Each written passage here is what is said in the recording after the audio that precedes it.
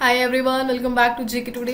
I am Siya and very good morning. So कैसे हैं आप सभी? आज यहाँ पे हम 21 जून के करंट अफेयर डिस्कस कर रहे हैं। आज जो टॉपिक हम डिस्कस करने जा रहे हैं, रिसेंटली पीएम नरेंद्र मोदी गए थे 3 कंट्रीज की विजिट, बिकॉज G7 चल रहा है। सो G7 के साथ उन्होंने 3 कंट्रीज को विजिट करा। उन तीनों कंट्रीज को हम डिस्कस करेंगे और G7 की अपडेट। जाग्रेब, यह कैपिटल अभी न्यूज में रहा, एक मेजर ट्राइब समिट को हम डिस्कस करेंगे। यूएन ने अभी एक समिट होस्ट करा नैरोबी केन्या में, उसके बारे में हम डिस्कस करेंगे। ग्लोबल एनर्जी मॉनिटर, इंडिया से अबैंडन कोल माइंस, घोस्ट है, ये है, काफी पोटेंशियल है बट स्टिल घोस्ट है, इसके बारे में हम जानेंगे। एनुअल पास स्कीम, गूगल ने अपना सेफ्टी इंजीनियरिंग सेंटर इंडिया में इनोग्रेट करा, कहां पर, किस सिटी में, उसे हम देखेंगे। And India solar power potential and the other current affair of 21 June and all this question, ये सब जीके टुडे की डेली 20 एमसीक्यू सीरीज से है, जो आपको जीके टुडे के एप्लीकेशन पर मिल जाएंगे मल्टीपल लैंग्वेज में। Here we go. सो यहाँ पे हम डेली बेसिस पे क्या करते हैं, हर एक क्वेश्चन के साथ उसका स्टैटिक पार्ट कवर करते हैं, करंट अफेयर डिस्कस करते हैं, और जो टॉपिक वाइज जो लास्ट करंट अफेयर है उसका रिवीजन करते हैं। And the first one, Zagreb is the capital city of which country? So recently capital city यहाँ पे न्यूज में रही, दैट इज जाग्रेब, और किस कंट्री की यह कैपिटल है? That is Croatia. क्रोएशिया की कैपिटल है। सो G7 अभी चल रही है।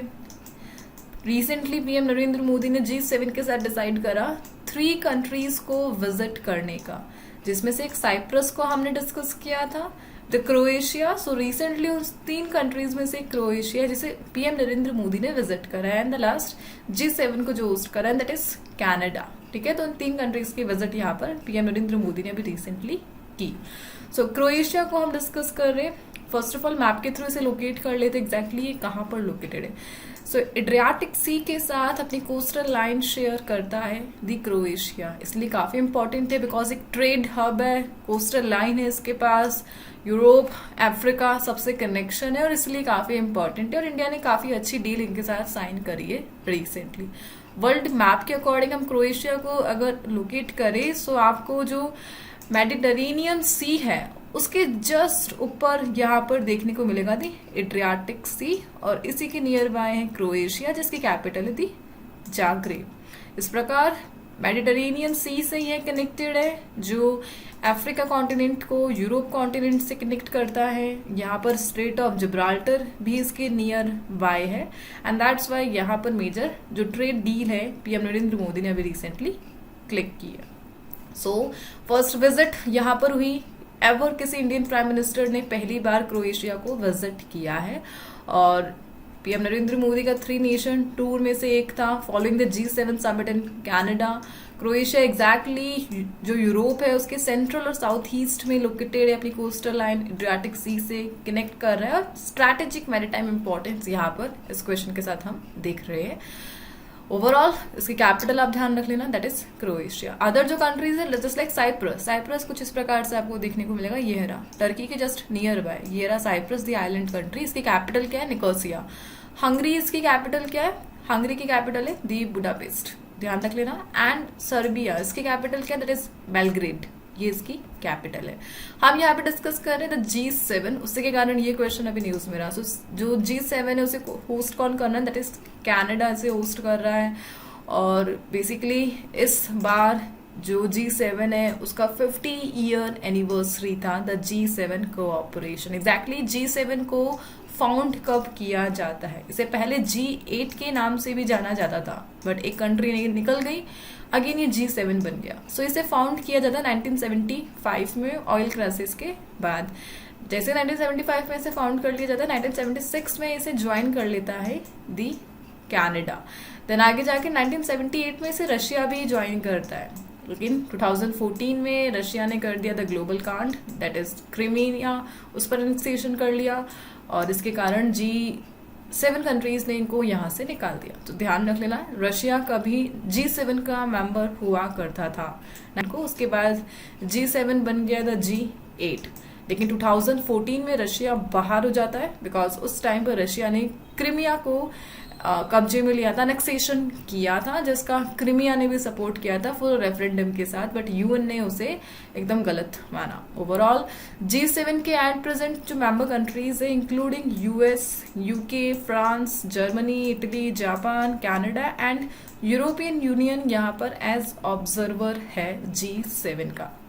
इंडिया को यहाँ पे इनवाइट किया गया था 2019 में, और 2019 से लेकर जो कॉन्स्टेंटली इंडिया को G7 में बुलाया जा रहा है। ओवरऑल इंडिया इसका मेंबर नहीं है, और 2003 से एक आउटरीच पार्टनर बना था यह G7 का, एंड एट प्रेजेंट हम 5th लार्जेस्ट इकोनॉमी है, सो ओवरऑल हमारा इन्विटेशन यहाँ पे बनता है। मूविंग ऑन, यहाँ पे हम डिस्कस कर रहे हैं रिसेंटली जो भी सिटी अभी न्यूज में रही है उसी से रिलेटेड कुछ question, and they are which metro city has surpassed Mumbai to become the India's leopard capital, and that is Bengaluru. So बन चुकी है इंडिया की लेपर्ड कैपिटल, और इसके लिए मुंबई को इन्होंने पीछे किया है। 113th सेशन अभी हुआ था ILO का, वी ऑल नो किस कंट्री ने उसे होस्ट किया था, बेसिकली जहां पर ILO का हेडक्वार्टर लोकेटेड है। Next for new species of parasitic wasp जिसका नाम ऑक्सीडेंटलिस है, और इसे रिसेंटली किस कंट्री में डिस्कवर किया गया, that country is Chandigarh. Basically city यहाँ पे डिस्कस कर रहे चंडीगढ़। चंडीगढ़ बेसिकली एक ज्वाइंट कैपिटल है पंजाब की और हरियाणा की। Which Indian city is the host of Second World Health Organization Global Traditional Medicine Summit, और यह इंडियन सिटी है new Delhi. And spiritual and wellness summit 2025 इसे रिसेंटली किस सिटी ने होस्ट किया था, उज्जैन मध्य प्रदेश में इसे होस्ट किया गया था। और कौन सी सिटी फर्स्ट बनी इंडिया में जिसने इंक्लूड करा है transit oriented development zones in its 2031 master plan, at that city is Meerut, Uttar Pradesh में लोकेटेड है। इंडिया का फर्स्ट एग्रीकल्चर हैकाथॉन किस सिटी ने इसे होस्ट किया था, पुणे महाराष्ट्र ने इसे होस्ट किया था। Moving on the next one, एक मेजर ट्राइब को हम यहाँ पे डिस्कस कर रहे हैं, इंटरनेशनल ट्राइब है यह है, दैट इज बाजाऊ ट्राइब। और प्राइमरली कौन सी कंट्रीज में यह पाई जाती थी Bajau tribe, exactly Indonesia, Malaysia and Philippines में यह लोकेटेड है। कोस्टल रीजन में ये रिजाइड करती है। सामा बाजाऊ और बाजाऊ ट्राइब के नाम से यह जाने जाती है। स्किल फ्री डाइवर से ये हैं, 20-30 मीटर तक डाइविंग कर सकते हैं। एंड रिसेंटली एक स्टडी के थ्रू इन्हें रिवील किया गया कि लार्जर स्पीशीज है, ये है बेसिकली ट्राइब है जो डाइविंग एबिलिटीज के साथ अर्थ पर रह रही है। दैट्स वाई यह न्यूज में रही थी।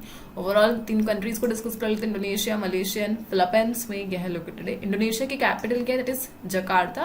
बट रिसेंटली इंडोनेशिया ने अपनी कैपिटल को चेंज करने का अनाउंस किया था। अब आप बता दीजिए कि जकार्ता से वो लोग अपनी कैपिटल कहाँ पर शिफ्ट कर रहे हैं। मलेशिया इसकी capital and Philippines Kuala Lumpur and Manila respectively.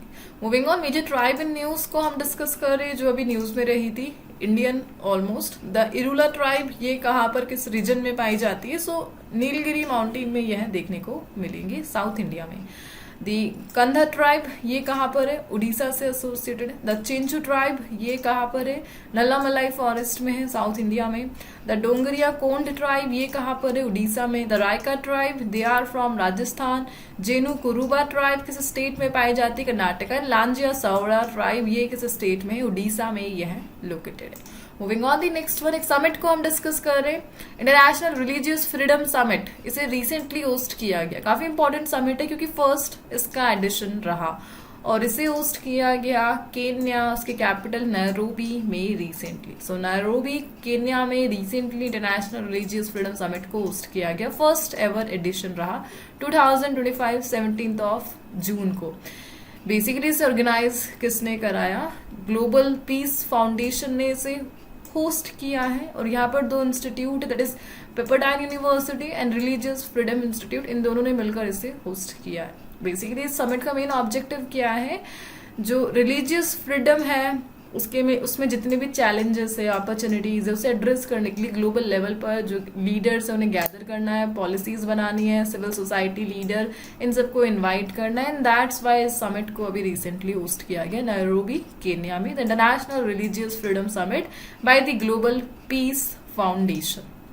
ठीक है, यहाँ पर हम एक शहर डिस्कस करें, नैरोबी केन्या काफी नोन है बिकॉज यहाँ पर हेडक्वार्टर लोकेटेड है यूनाइटेड नेशन का एक मेन ऑर्गेनाइजेशन का, and that is the UNEP, United Nation environment programme, इनका जो हेडक्वार्टर है वो कहाँ पर लोकेटेड है? नैरोबी केन्या में लोकेटेड है। अदरवाइज यूएन के most of the headquarter United state में ही लोकेटेड है, लेकिन इंटरनेशनल कोर्ट ऑफ जस्टिस को छोड़कर उसका हेडक्वार्टर कहाँ पर है? नीदरलैंड में लोकेटेड है। Overall back to the question, हम यहाँ पे डिस्कस कर रहे हैं समिट को जैसे ग्लोबल पीस फाउंडेशन ने ही होस्ट किया।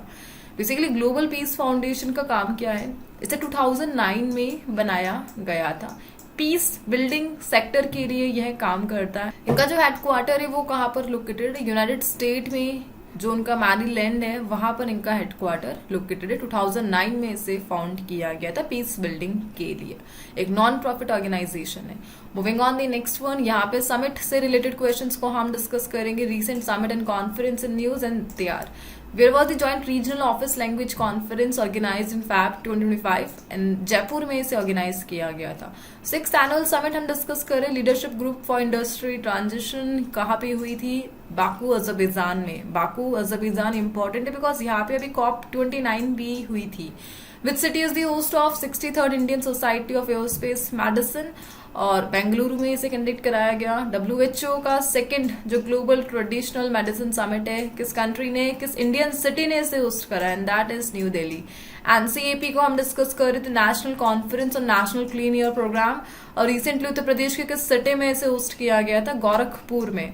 रिलीजियस फ्रीडम समिट अभी डिस्कस करा नैरोबी केन्या में, एंड ग्लोबल इन्वेस्टर समिट किस इंडियन स्टेट ने इसे होस्ट करा? मध्य प्रदेश ने इसे होस्ट किया। Moving on the next one, the next is where has Google opened its first safety engineering center in the Asia Pacific region? So recently Asia Pacific region में जो Google है उन्होंने अपना पहला सेफ्टी इंजीनियरिंग सेंटर को open किया है, और कहाँ पे इसे ओपन किया गया? सो गूगल ने इसके लिए हैदराबाद को सिलेक्ट करा, the capital of Telangana.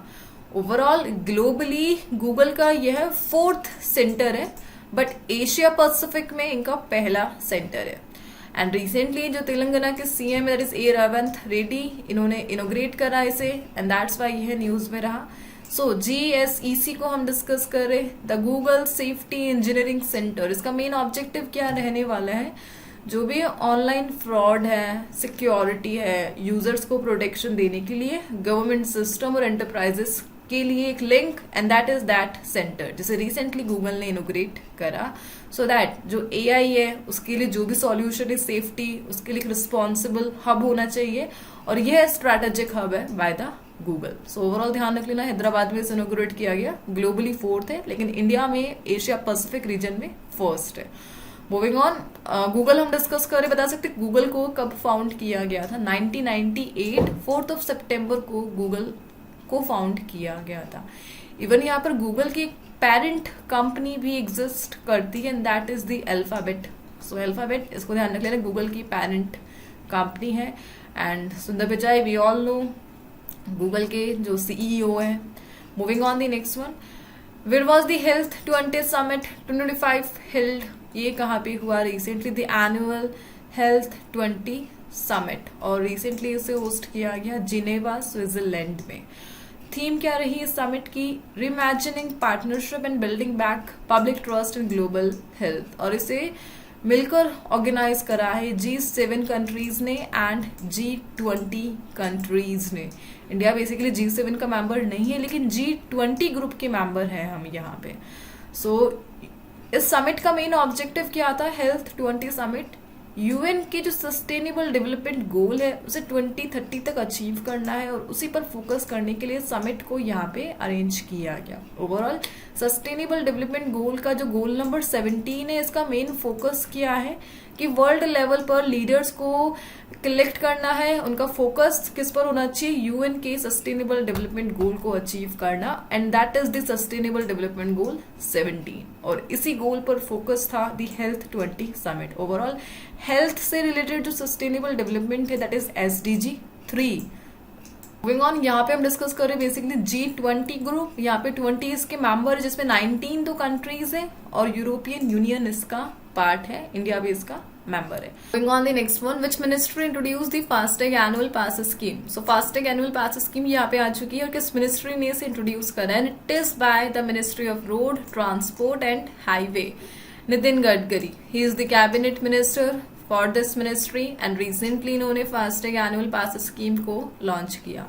So basically 1 year के लिए ये जो पास है ये वैलिड रहेगा। इसके थ्रू जो नेशनल हाईवे है, नेशनल एक्सप्रेस वे है, वहां पर फ्री ट्रैवल आप कर सकते हो, बिकॉज 1 टाइम पेमेंट का यहाँ पर सिस्टम है। 3000 रुपीज का आपको देना पड़ेगा कॉस्ट और आपको ये एनुअल पास मिल जाएगा, जिसके थ्रू आप 1 ईयर तक और 200 ट्रिप ये कंप्लीट कर सकते हैं नेशनल हाईवे और नेशनल एक्सप्रेसवे टोल्स पर for non commercial vehicle like car, jeep and vans के लिए से लाया गया by the ministry of road transport and highway. So इसे ध्यान रख लेना। रिसेंटली इसके लिए अप्रूवल दे दिया जा चुका है और 3000 का कॉस्ट है यह, और 15 अगस्त से यह वैलिड हो जाएगी। Moving on the next one, according to the Global Energy Monitor (GEM), what is India's global rank in terms of solar power potential from abandoned coal mines? Abandon coal mines यानी जो active नहीं है, जिन्हें छोड़ दिया गया है, ghost है, और इनसे सोलर पावर को जनरेट करने का पोटेंशियल, उसमें इंडिया को कौन सी रैंक मिली है एज पर Global energy monitor?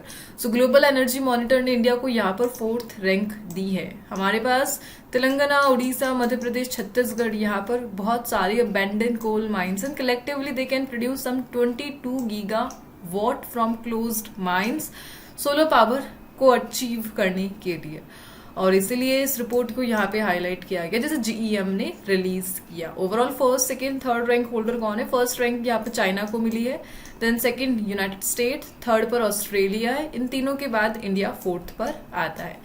Overall abandon coal mines, इनके जो नुकसान है ओपन में है, और यहाँ पर जो मिथेन है लार्ज स्केल पर उसके लीक होने के रिस्क है माइंस से, जो कि 28 टाइम्स मोर हार्मफुल है देन दी कार्बन डाइऑक्साइड, और यही सबसे जो वर्स्ट इसका इफेक्ट है the abandon coal mine. Overall India की रैंकिंग को आप ध्यान रख लेना, and that is 4। And global energy monitor GEM को हम यहाँ पे डिस्कस कर रहे हैं। बेसिकली एक ऑर्गेनाइजेशन है जो वर्ल्ड वाइड जो फॉसिल फ्यूल है और जो रिन्यूएबल एनर्जी प्रोजेक्ट है उन्हें ट्रैक करती है, और उसके लिए अपनी एक रिपोर्ट को यह पब्लिश करती है, और रिसेंटली इन्होंने अपनी रिपोर्ट पब्लिश करी और अबैंडन कोल माइंस में इंडिया की जो रैंकिंग है उसे हाईलाइट किया। Moving on the next one, a major island in news, Pacific island country से यह लोकेटेड है। कुक आइलैंड, और किस ओशन में यह लोकेटेड है? सो एग्जैक्टली यह लोकेटेड है साउथ पैसिफिक ओशन में, और यह पार्ट है दी ओशियानिया ग्रुप का। ओशियानिया ग्रुप, इसे हमने पहले भी डिस्कस किया था। सो रिसेंटली हुआ क्या है, जो न्यूजीलैंड है इन्होंने अपना जो फंड है जो कुक आइलैंड को यह देता था उसे सस्पेंड कर दिया है, बिकॉज न्यूजीलैंड का कहना है कि कुक आइलैंड में चाइना की काफी सारी एक्टिविटीज ऑन गोइंग है, और इसके कारण अब वो कुक आइलैंड के साथ अपने रिलेशन नहीं बनाना चाहता। अभी लास्ट ही हमने देखा था कि चाइना के जो लीड जो प्रेसिडेंट है उन्होंने कुक आइलैंड को विजिट किया था। सो कुक आइलैंड में चाइना की प्रेजेंस को देखते हुए यहाँ पर बजट को सस्पेंड किया गया। ओवरऑल कुक आइलैंड यह 15 स्मॉल आइलैंड का ग्रुप है साउथ पैसिफिक ओशन में, और मेजर यह पार्ट है ओशियानिया ग्रुप का। ओशियानिया ग्रुप बेसिकली यह किसका ग्रुप है? Australia, New Zealand and Pacific Island, इन तीनों को मिलाकर कलेक्टिवली कहा जाता है the Oceania. Overall Pacific Island, यहाँ पर टोटल 14 कंट्रीज एग्जिस्ट करती है, आइलैंड कंट्रीज जो पैसिफिक आइलैंड के मेंबर है, and that's why Cook Island और चाइना की प्रेजेंस, और इसीलिए न्यूजीलैंड ने यहाँ पर जो बजट है उसे सस्पेंड कर दिया। मूविंग ऑन, यहाँ पे सेशन को हम यही आज एंड कर रहे हैं, और आज के जो क्विज के क्वेश्चन है आप लोगों को आंसर करने हैं वो प्लेस इन न्यूज कैटेगरी से एसोसिएटेड है, जिनके आंसर आप कमेंट बॉक्स में मेंशन कर दीजिए। हम मिलते हैं मंडे के सेशन के साथ। Till then please do revision and take care. PDF इसकी मैं अपडेट कर दूंगी टेलीग्राम पे, स्टैटिक पार्ट के लिए ग्रुप नीचे mention, and for more information you can check the description box just below this video.